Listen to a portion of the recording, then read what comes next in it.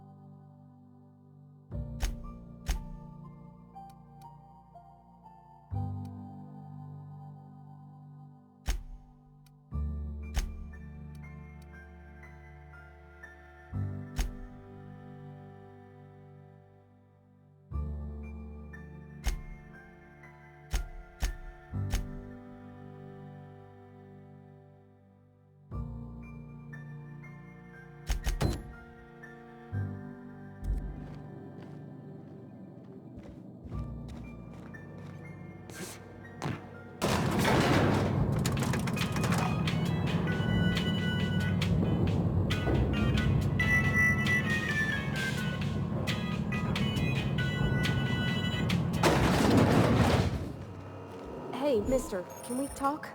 Sorry. Let's talk when you're free. Sorry. You just want to get out of here. And you likely don't want to tag along like me. It's just...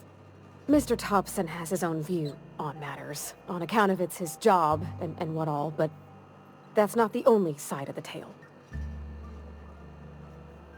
To Mr. Thompson, a person's a gear. It does its job quiet-like. If it squeaks or stutters, it gets replaced. The deserters are decent folk.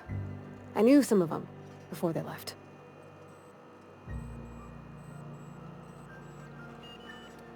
I don't know anybody well. I mostly listened to them talk, kept my head down. There was a boy named Thomas who used to follow me around, asking questions about the stuff I fixed. He was real sweet to me. Not any sort of dissident.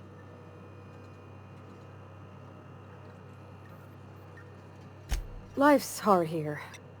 Especially for them that don't fit in so well. We're one big Spacer's Choice family, but every family's got the one the rest whisper about.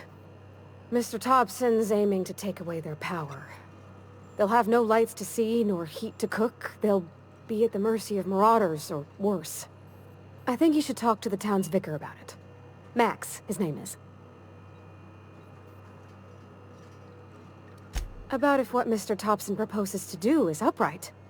Leaving Miss McDevitt's folk to their fate. They're neighbors. Kin. And maybe he can think of something else to try. Something we ain't. He used to go walking outside town. Maybe he found something that'll help. It's just an idea. That's all. The mission's on the east side of town. You can't miss it. On account of it being the only clean thing. Thanks, mister. I just think when you gotta make a decision that'll hurt somebody, it's best to think on the right and wrong of it. That's what my dad used to say anyways.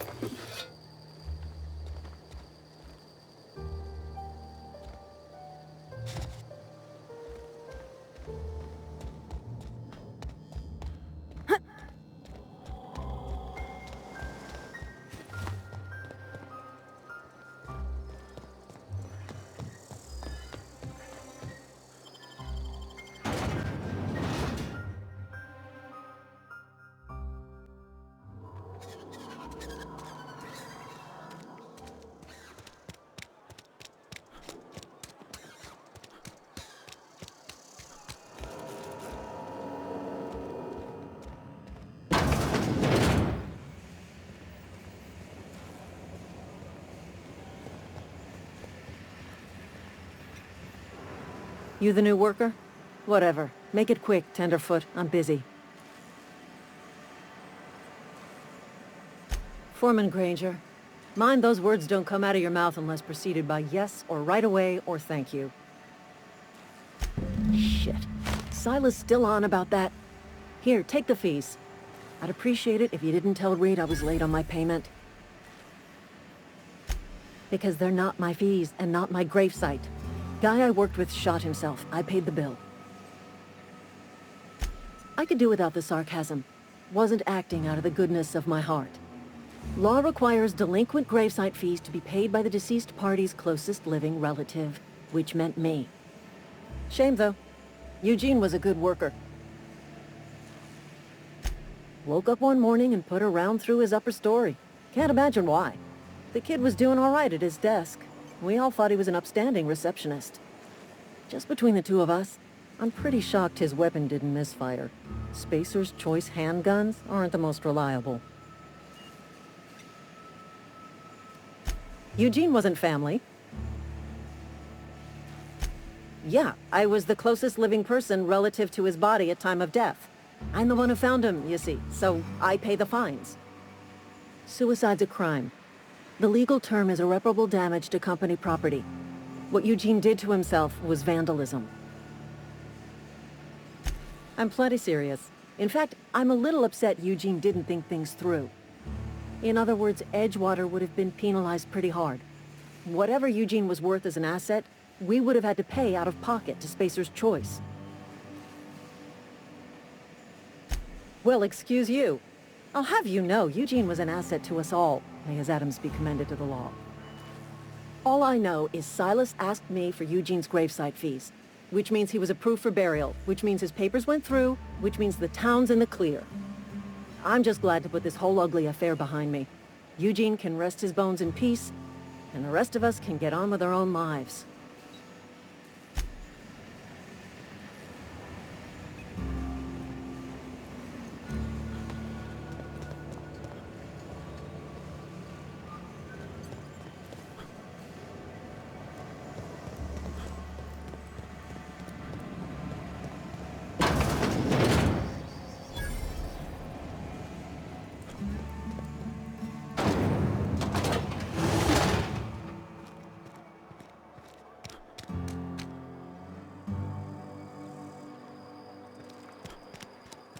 Hey, you hear about Wilson?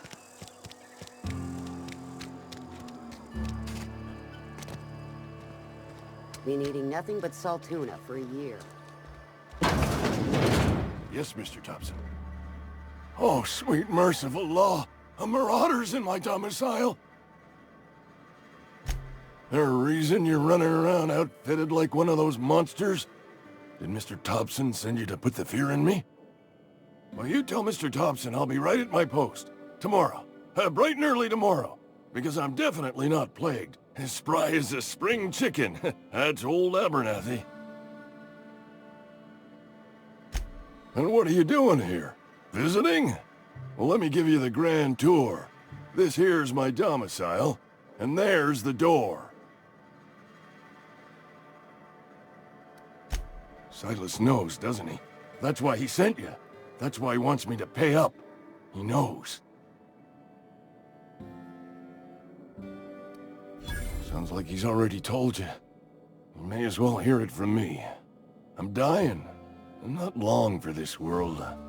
The date of my expiration is fast approaching. And soon I shall be ushered through the great cannery in the skies. Don't say that, Mr. Abernathy.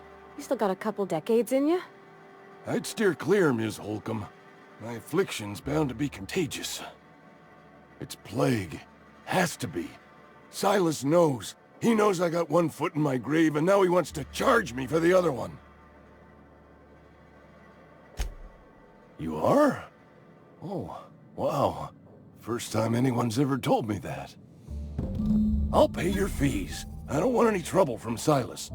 But if you could see a way to freelancing for me, I could really use the help.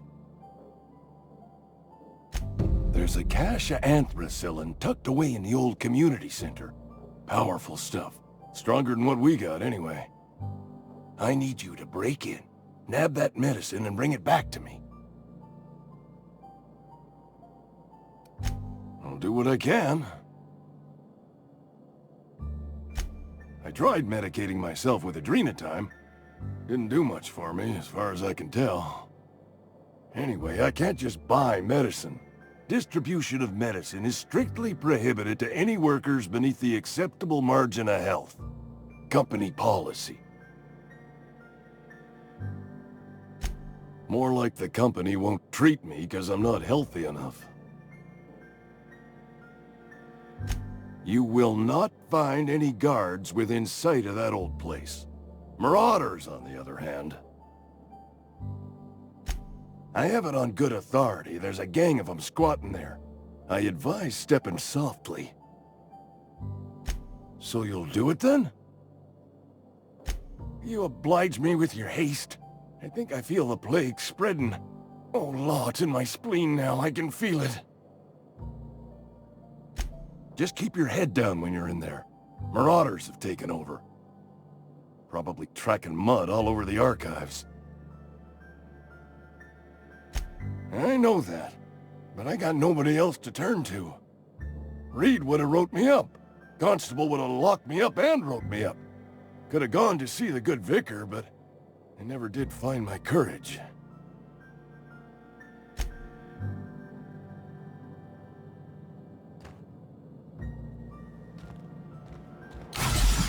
You're making a mistake working for Abernathy.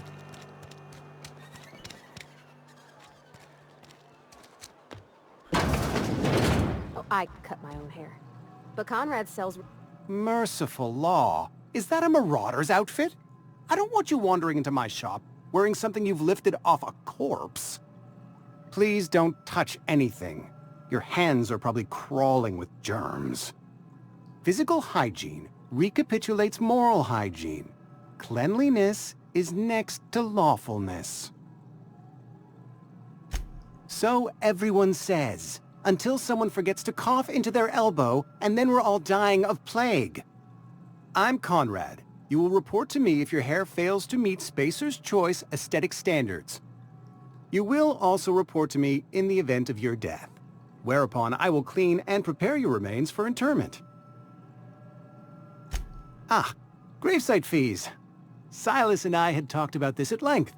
I thought I'd made it clear my pecuniary situation precludes the necessary restitutions. As broke as pie crust, friend. Bidless, indigent, destitute. I simply cannot afford it. I am a blemish on the prosperity of our fair settlement. When I expire, I expect Silas to toss my body into a ditch. With what? My own blood? Tell Silas I can't afford to pay, and that I fully expect to have my medical rights revoked for this dereliction. With my apologies. Some time ago, I fell ill with the plague. By the grace of the law, and through my own hard work, I'd proven worthy of treatment. Frankly, I don't imagine I'll earn that right a second time. The barber work hasn't been profitable, you see. I've had to keep this old place running with my own savings. Not a bad idea. But I'd need some kind of collateral. My pair of lucky clippers! No, that won't do. Your idea intrigues me, but I'm afraid I don't have anything to give Silas. I'm open to suggestions. Much obliged.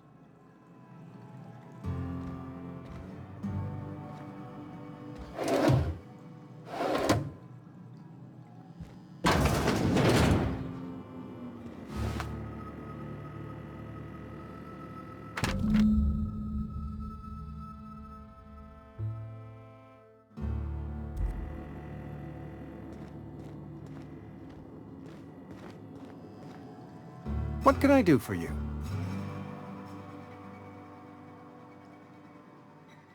You know about Eugene? How? Then, you know Phyllis suggested selling off Eugene's gold teeth. I didn't approve of the idea then, and I don't approve of it now. Eugene's golden teeth were a family heirloom, representing 3 generations of poor dental hygiene. He took them to his grave. That's unthinkable. Eugene's body and all rare earth minerals contained therein are solely the property of Spacer's Choice. I can't ask Silas to dig up a man's body and pry a few teeth loose from his jaw just to pay my bills. Can I? Are you asking rhetorically? Because if you're being serious... Ugh, gross. Desperate measures, Miss Holcomb. Desperate measures. I'm going to have to ask Silas to dig up those teeth. It's the only way I'm paying my gravesite fees. I'm sure that I have no other choice. Here you are. Gravesite papers affixed with my signature and an IOU. Eugene was not a suicide. He put a bullet in his brain, yes, but that's largely a technicality. I was the one who prepared Eugene's body for interment. I discovered symptoms of the plague on his corpse, and I discovered medicine in his pocket. Lots of medicine. Eugene overdosed on adrenatime, which is known to cause psychosis and paranoia as possible side effects. The paranoia drove him to take his own life. It's a miracle of bureaucracy. If Eugene's death were filed as a suicide, we'd all pay the price for his crime. We can all thank our lucky stars that young Eugene was hopped up on medication and suffered its predictable side effect. I included it all in my official report. I'd like to think I saved Edgewater a great deal of money. We never could have paid the fines associated with a suicide.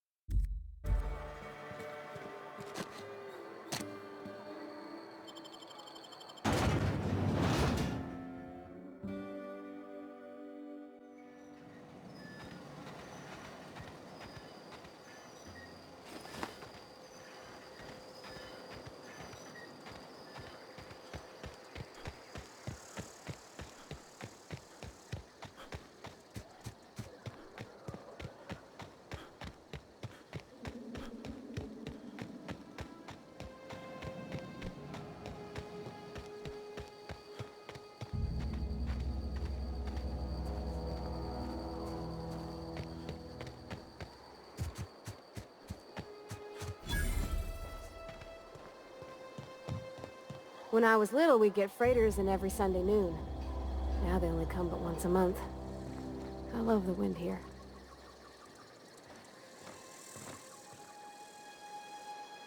Thank the law. I've been requisitioning backup for months. Guess the boss finally came to his senses. You ever swung a truncheon?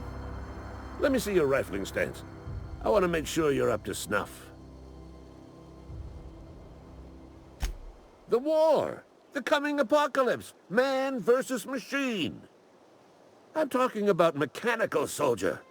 Cold, heartless automatons made of iron and lies. Just my luck. I ask for backup and the boss sends me one of them simple folk. All right. Listen real close. Auto-mechanicals. Creatures forged in the fires of malevolence.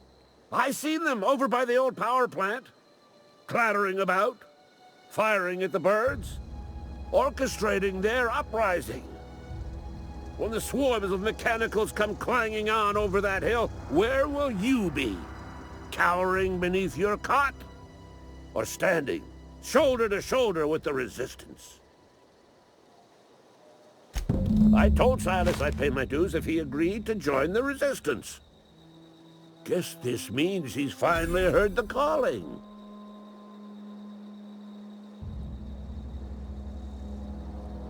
Mechanical repellent! A stroke of inspiration from the law itself. Here, I've been saving up a couple bits for just such a project. I've been gathering up a war chest over the years. Saltuna cans, mostly. Some Spacer's Chaw. Few bit cards. I'll reward you for your aid. Enlistment fees. Yeah, I suppose. Wouldn't want to give the Resistance a bad name. They have sent a scout, prowling around the junkyard just behind our beloved town. This scout must not be permitted to return to its base of operations. Cross it off, then report back. Mechanical's got a weak spot in their midsections. I think the technical term is, the blue glowy square thing. Go on. I'm Ludwig Miller, Associate Security Officer for Transportation. Officially? Unofficially? Strictly between you and me. I am the only thing standing between Edgewater and total annihilation.